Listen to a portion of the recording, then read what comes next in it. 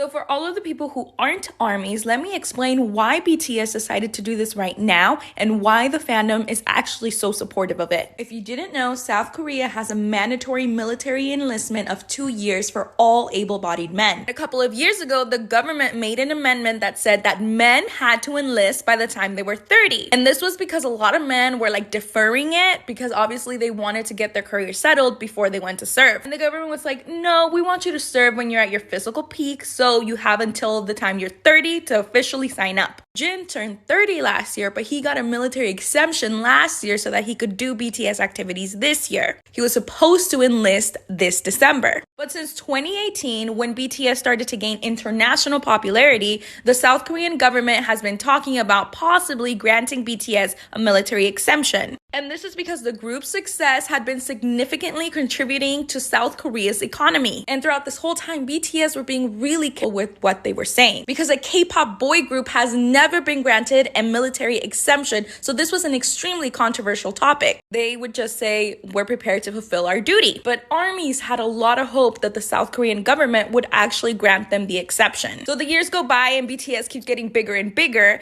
And at one point, the South Korean government actually asked the public if they think that BTS should get a military exemption. This causes a huge uproar, so the South Korean government has to backtrack and they're like, we're sorry that we got you involved, we'll make this decision on our own. The boys are going to go on another world tour, but then the pandemic hits. And Jin is getting closer and closer to 30. So then it's 2022, the boys do 4 shows in Vegas, and we're all thinking, oh, they're gonna do another world tour before Jin has to enlist. But then, bam! They announced that they're actually going on a hiatus. And while we're all freaking out, the South Korean economy starts to plummet. And that's when the South Korean government truly realizes the power that BTS has on their economy. So they suggest that BTS hosts a free concert in Busan where they will assess their true impact. And based on that, they will see if they'll grant them a military exemption. Now, BTS agrees to this because they've always said that they want to do a free concert for their fans. And 3 days ago, the sold-out show happened. Obviously, there were military officials present. It is an incredibly successful show, and over 40 million people stream it online. And remember, this show just happened a couple of days ago. So while the government is trying to decide whether or not they're going to grant them the exception,